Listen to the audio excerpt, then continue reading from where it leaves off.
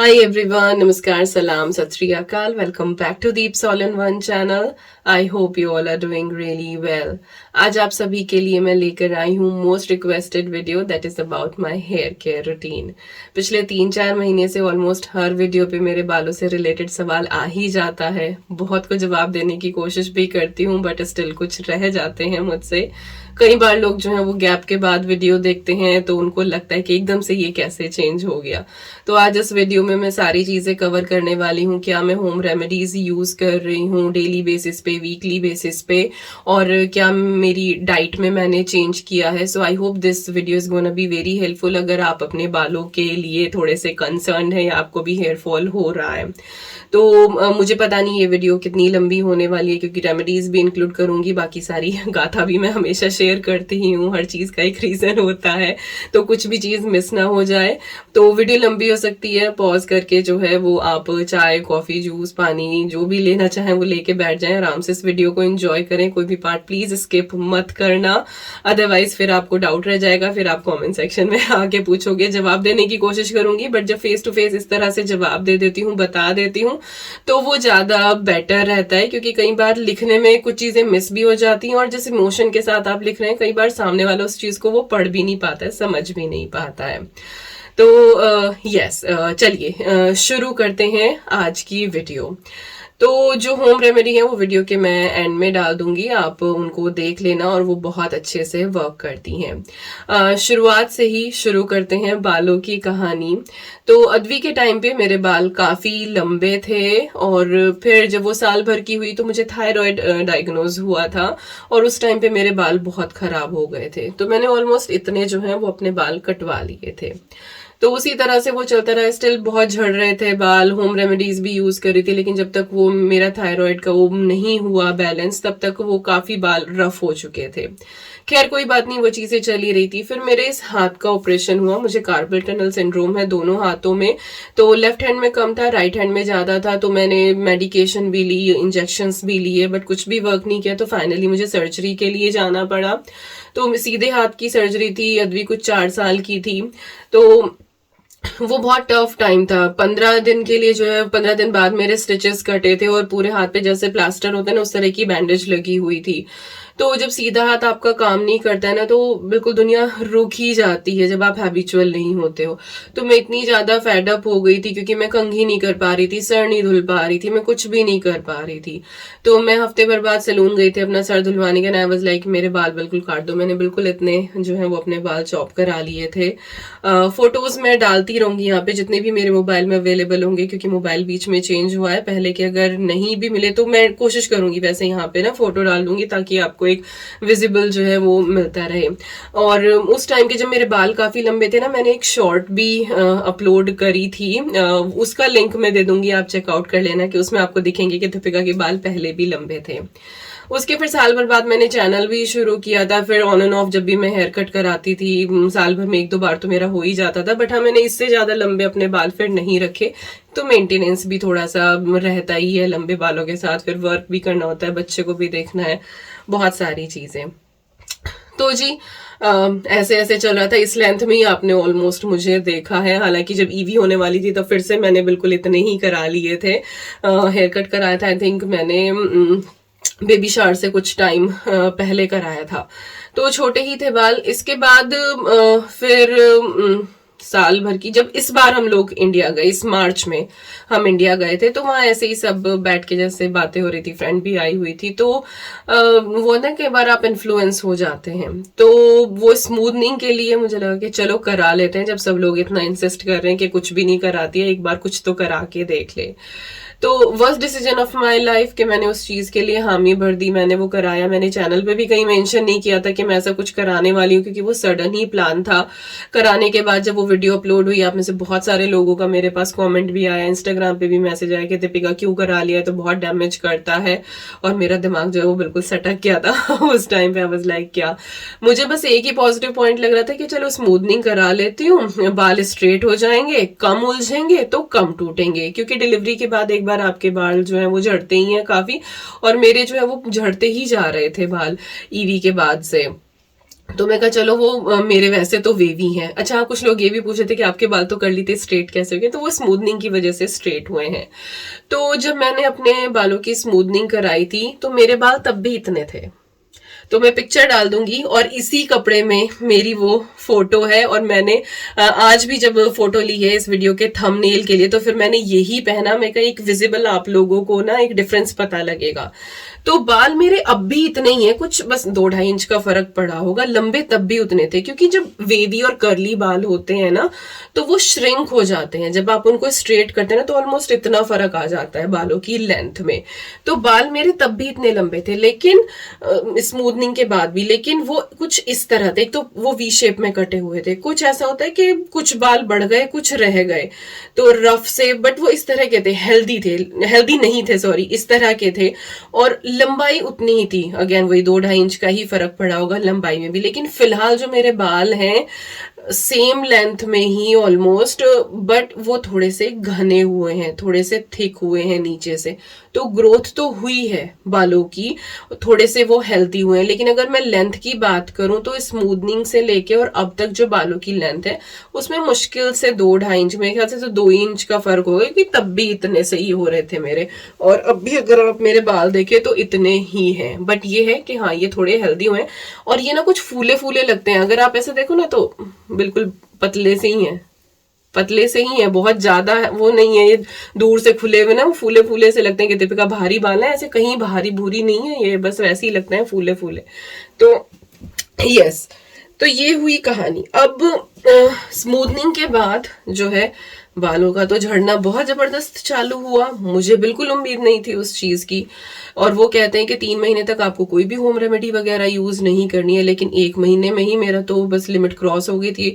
Every time when I was washing my hair ऐसा लग रहा था जैसे मैं रस्सियों को धो रही हूँ, ऐसा टेक्सचर आता था। अदरवाइज भले ही वेवी थे मेरे बाल, लेकिन सिल्की स्मूथ मुझे लगते थे। जब भी इतना सॉफ्ट फील होता था अपने बालों पे हाथ लगा के जब भी मैं वॉश करती थी, तो मुझे बहुत अजीब लग रहा था। And I was feeling like crying every time. I am like okay, 1 month done, I am gonna use my home remedies. मुझे अपने बालों का टेक्सचर दोबारा से वैसा ही करना है।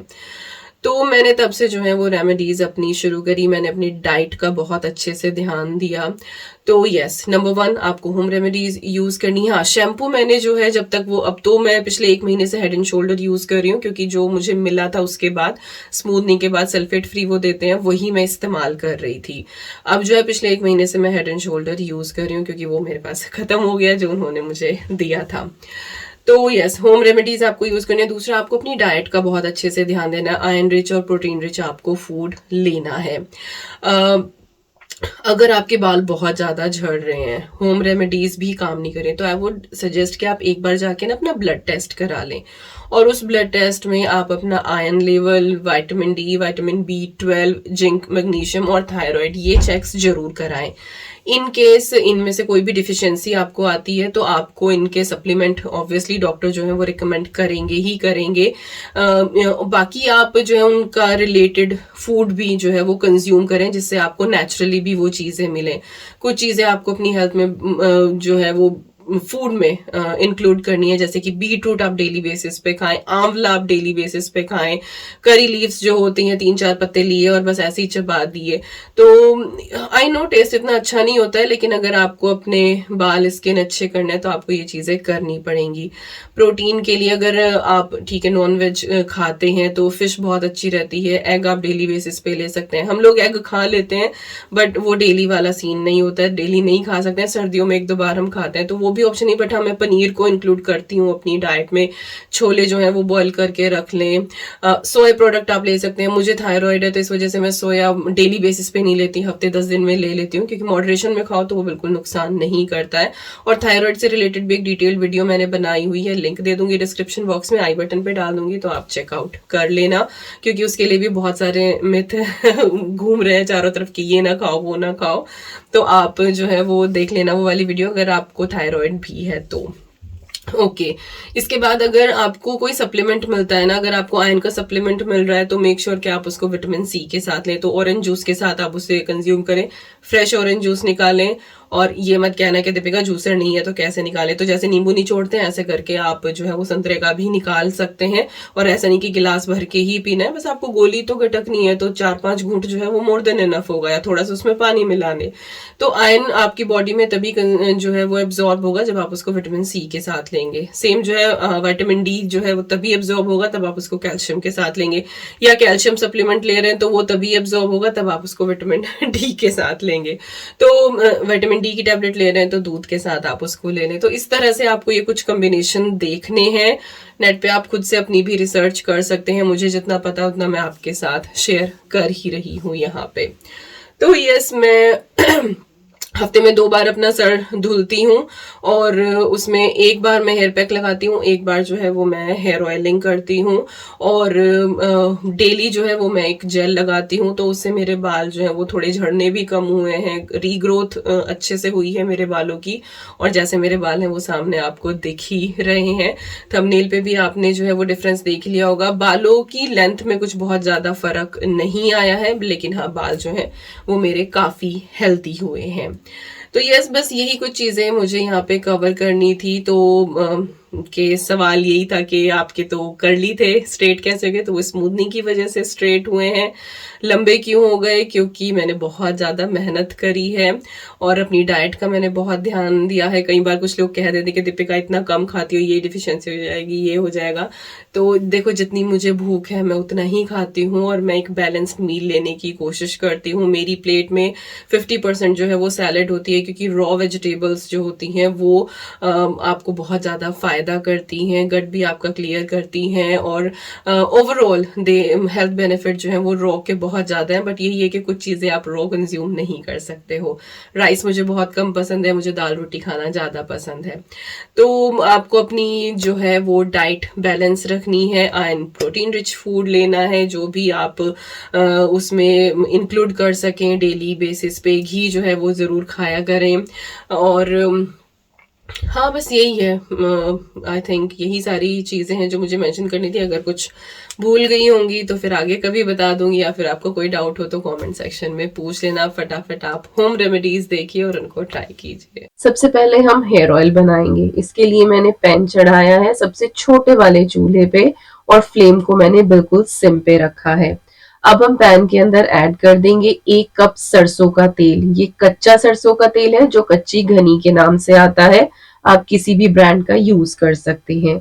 इसके बाद इसमें 2 टेबलस्पून मैंने कोल्ड प्रेस्ड कोकोनट ऑयल के ऐड करे हैं। कर्कलैंड ब्रांड का है मेरे पास, कॉस्को से लेकर आते हैं, बहुत ही अच्छा रहता है। इसकी क्वांटिटी आप थोड़ी बहुत बढ़ा भी सकते हैं अगर आप चाहें तो। वैसे इस तेल की जो स्मेल है वो बहुत स्ट्रांग होती है, क्योंकि सरसों का तेल वैसे ही बहुत स्ट्रांग रहता है। यहाँ पे मैंने एलोवेरा जेल की कुछ स्टेम्स ली हैं, घर पे ही मेरे ये प्लांट है उसमें से ही मैंने तोड़ी हैं। फ्रेश लें आप तो बहुत ही अच्छी बात है, लेकिन अगर आपके पास ये फ्रेश अवेलेबल नहीं है तो आप स्टोर बोर्ड भी यूज कर सकते हैं, लेकिन इस पॉइंट पे आप स्किप कर दें। बाद में हम कुछ पाउडर्स इस ऑयल के अंदर ऐड करेंगे, उस टाइम पे आप स्टोर बोर्ड एलोवेरा जेल इसके अंदर ऐड कर सकते हैं, बट कोशिश करें कि आपको जो है ये फ्रेश ही मिल जाए। इसके बाद हैंडफुल मैंने यहाँ पे करी लीव्स लिए हैं। मेरे पास ये फ्रोजन थे, मैं इंडियन स्टोर से फ्रेश लाके और उनको फ्रीज कर लेती हूँ। और यहाँ पे फ्लेम में आपको दिखा रही थी कि बिल्कुल ही सिम पर है, तो बहुत ही मंदी मंदी आंच पे हमें इसको पकाना है ताकि सारी चीजें अच्छे से इसके अंदर इन्फ्यूज हो जाएं। ऑयल एक बार भी स्मोकिंग हॉट नहीं होना चाहिए।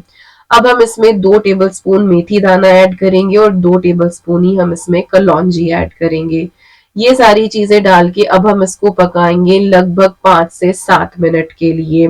और इसमें सरसों का तेल है ना, तो एकदम से झाग आने शुरू हो जाएंगे, तो काफी फ्रॉथ आएगी इसमें ऊपर तक, तो बिल्कुल ना घबराएं। 5-7 मिनट के बाद ये जो फ्रॉथ है ये अपने आप से ही सेटल हो जाएगी। बस इतना ध्यान रखना है कि फ्लेम को थोड़ा भी हाई नहीं करना है। और इस पॉइंट पे आप देखेंगे कि जो हमने करी पत्ता और साथ ही जो एलोवेरा इसमें ऐड किया था वो बिल्कुल ब्राउन से हो गए हैं। अब हम फ्लेम को ऑफ कर देंगे, 5 से 7 मिनट के लिए इसको ठंडा करेंगे, और जब ये लूक वार्म रह जाएगा तब हम इसमें बाकी के इंग्रेडिएंट्स डालेंगे। तो ये है कैस्टर ऑयल, कोल्ड प्रेस्ड ही है, अयूमी ब्रांड का है। यहाँ पे ये मॉरिसन पे मिल जाता है। अरंडी का तेल इसको हिंदी में बोलते हैं, आपको हर जगह मिल जाएगा। इसके हमें 2 टेबलस्पून ऐड करने हैं। मेरी बॉटल में बिल्कुल थोड़ा सा ही बचा हुआ था, लगभग 1.5 टेबलस्पून के करीब था, तो मैंने उतना ही डाल लिया है। और ये जो कैस्टर ऑयल होता है ना, ये हेयर रीग्रोथ के लिए बहुत ही ज्यादा अच्छा रहता है। और आई थिंक जब से मैंने अपने बालों में पूरा ट्रीटमेंट शुरू किया ना, तब से मैं 5th टाइम ये वाला ऑयल बना रही हूँ, और इसीलिए वो ऑयल खत्म हो गया है। अब हमें इसके अंदर ऐड करना है आंवला पाउडर। अच्छा, अगर आपके पास फ्रेश आंवला हो ना, तो जिस टाइम पे हमने इसमें एलोवेरा कट करके ऐड किया था, आप उसी टाइम पे 3-4 जो आंवला होते हैं ना, वो भी इसके अंदर ऐड कर दें तोड़ के। साथ ही यहाँ पे है ये गुड़हल के फूल का पाउडर। तो आंवला पाउडर भी हमने 2 टेबलस्पून डाला है, और जो गुड़हल के फूल का पाउडर है, ये भी हम इसमें 2 टेबलस्पून ही ऐड करेंगे। अगेन, अगर आपके पास फ्रेश आपको पेड़ का गुड़हल का फूल मिल जाए ना, तो शुरुआत में ही करी लीव्स और एलोवेरा जेल के साथ ही आप इसको जो है वो ऐड कर दें। और हाँ, अगर स्टोर बोट एलोवेरा जेल है, तो अब इस पॉइंट पे आप उसको ऐड कर दें 2 से 3 टेबलस्पून के करीब। आई होप सारी चीजें मैं क्लियरली यहाँ पे मेंशन जैसे कर रही हूँ, आपको वो समझ में आ रही होंगी। अब ये सारी चीजें मिक्स हो गई हैं, कवर करके हम इसको ओवरनाइट छोड़ देंगे, ताकि जितनी भी हमने इंग्रेडिएंट्स ऐड करे हैं वो बहुत अच्छे से ऑयल के अंदर इन्फ्यूज हो जाएं। नेक्स्ट डे हम इस ऑयल को छान लेंगे, जो कुछ भी बाकी बचेगा उसको आपको फेंक देना है, और आपका बहुत ही अच्छा ये ऑयल रेडी हो जाएगा।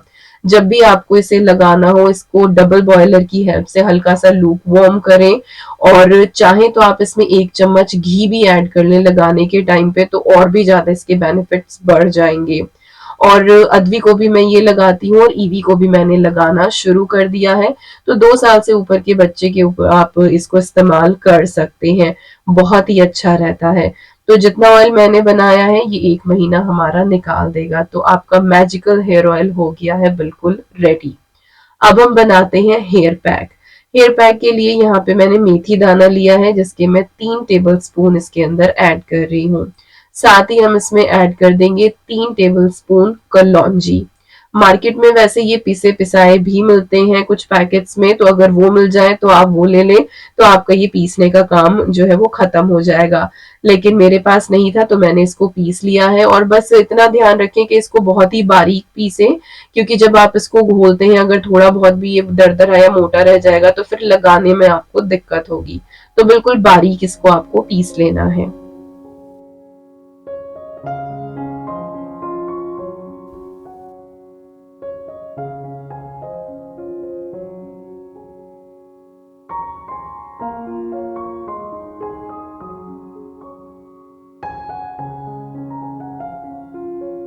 तो यहाँ पे हमारा बेस मिक्स हो गया है रेडी। अभी हम इसके अंदर थोड़े से और इंग्रेडिएंट्स ऐड करेंगे। पहला तो जाएगा इसमें गुड़हल के फूल का पाउडर, और मैं ये इंडिया से ही लेकर आती हूँ। इनकेस आप यहाँ पे और पूछे कि दीपिका कहाँ से मिला है, तो ये गुड़हल के फूल का पाउडर, आंवला, रीठा, शिकाकाई, ये सब मैं इंडिया से लेकर आती हूँ। तो 2 टेबलस्पून गुड़हल के फूल का पाउडर मैंने ऐड करा है, और 2 टेबलस्पून ही मैंने इसमें आंवला डाला है। आंवला क्यों इतना अच्छा रहता है वो सबको ही पता है, तो ये आपके बाल भी काले रखता है। तो यहाँ पे हमारा जो मिक्स है वो बिल्कुल रेडी हो गया है। इसको अच्छे से मिक्स करके आप एयर टाइट कंटेनर में भर के रख लें, और जब भी आपको इसको इस्तेमाल करना हो, इसमें से बस आपको 1 टेबलस्पून निकालना है और उसको घोलना है, और फिर उसको इस्तेमाल कर लेना है। कैसे घोलना है वो मैं आके आपको बता ही दूंगी। अच्छा, हेयर ऑयलिंग जो है वो ओवरनाइट करके आपको बिल्कुल नहीं छोड़नी है। 2 घंटा आपको मैक्सिमम अपने सिर पे रखना है। सेम वही पैक के साथ है कि इसको भी बस आप 30 मिनट के लिए ही अपने सर पे रखें, और उसके बाद फिर आप किसी भी माइल्ड शैम्पू से अपने सर को धुल लें। तो यहाँ पे ये मेरा जो हेयर पैक है वो बिल्कुल रेडी हो गया है। इसको मैंने जार में रख लिया है, और ये जो हेयर पैक है ये भी आराम से मेरा 15-20 दिन निकाल देता है, क्योंकि हफ्ते में मैं एक बार ही यूज करती हूँ। जब भी मुझे ये यूज करना है, मैं इसको दही में और थोड़े से पानी में घोल के ओवरनाइट इसको घोल देती हूँ, ताकि मेथी और जो कलौंजी है वो बहुत अच्छे से फूल जाए। तो पहली रात को आपको इसको भिगो के रखना है, और नेक्स्ट डे सुबह को आपको इसका इस्तेमाल करना है। और इसकी गुडनेस को और भी ज्यादा बढ़ाने के लिए, जब ये सुबह आप इसको लगाए ना, तब आप इसके अंदर एक एग अगर ऐड कर सकें तो बहुत ही अच्छा रहेगा। तो मैं कभी वो एग ऐड कर लेती हूँ अगर घर पे अवेलेबल होता है, अदरवाइज मैं इसको ऐसे ही लगा लेती हूँ। और ऐसी रनी सी आपको इसकी कंसिस्टेंसी सी रखनी है, क्योंकि नेक्स्ट डे तक मेथी और कलौंजी जो है वो फूल जाएगी और ये बिल्कुल सर पे लगाने लायक हो जाएगा। तो ये मैं आपको एग दिखा रही थी कि नेक्स्ट डे जो है आप इसमें एग भी एक ऐड कर ले और अपने सर पे लगा ले और आधा घंटा छोड़े, उसके बाद माइल्ड शैम्पू से जो है वो आप इसको अच्छे से वॉश कर दें। और इसके बाद अब मैं बनाने वाली हूँ एक जेल जो बहुत ही इजी है और इसको मैं डेली अपने बालों में सुबह उठते ही ब्रश वगैरह करके सबसे पहला काम मेरा होता है इस जेल को अपने सर पे लगाने का। तो ये है अलसी फ्लैक्स सीड्स। 1 कप मैंने पानी लिया है, इसमें 2-2.5 टीस्पून मैं अलसी के बीज ऐड करूंगी। अलसी इज ए सुपर फूड, इसको आप खा भी सकते हैं, लगा भी सकते हैं। इसको हल्का सा ड्राई रोस्ट करके पाउडर बना के आप रख लें। आप अगर कुछ भी सीरियल्स बना रहे हैं उसमें थोड़ा सा डाल लें, या फिर सैलेड खा रहे हैं उसके ऊपर स्प्रिंकल कर लें।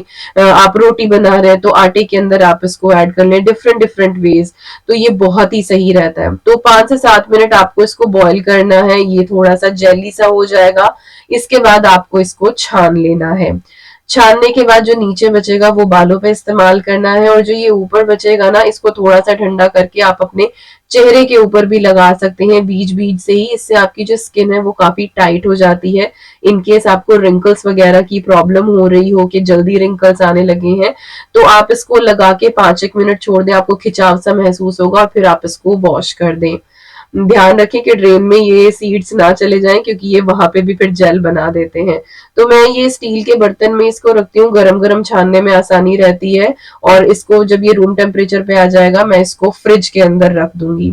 सुबह को मैं इसमें से 1 टेबलस्पून निकालती हूँ और उसमें इवियन के मैं ये विटामिन ई का 1 कैप्सूल ऐड करती हूँ। तो ग्रीन वाले इवियन 400 है, जो व्हाइट वाले हैं वो इवियन 600 के हैं। जो भी आपके पास अवेलेबल हो आप वो ऐड कर लें। और इस हेयर जेल को आपको अपनी सिर्फ स्कैल्प पे लगाना है, लेंथ पे लगाने की जरूरत नहीं है। इसको अच्छे से अपनी स्कैल्प पे लगा के मसाज करें, कंघी कर लें, और इसको वॉश करने की भी बिल्कुल जरूरत नहीं है। तो एवरीडे आप इसको लगाएं और ये बिल्कुल भी स्टिकी नहीं होता है, और इसके बेनिफिट आप विद इन अ वीक में ही देखना शुरू कर देंगे। तो इसको आप ट्राई जरूर कीजिएगा। सो यही थी आज की वीडियो। आई होप आप लोगों को पसंद आई होगी और आप ये होम रेमेडीज ट्राई करेंगे, एंड आई होप आपके सारे डाउट्स जो हैं वो भी क्लियर हो गए होंगे।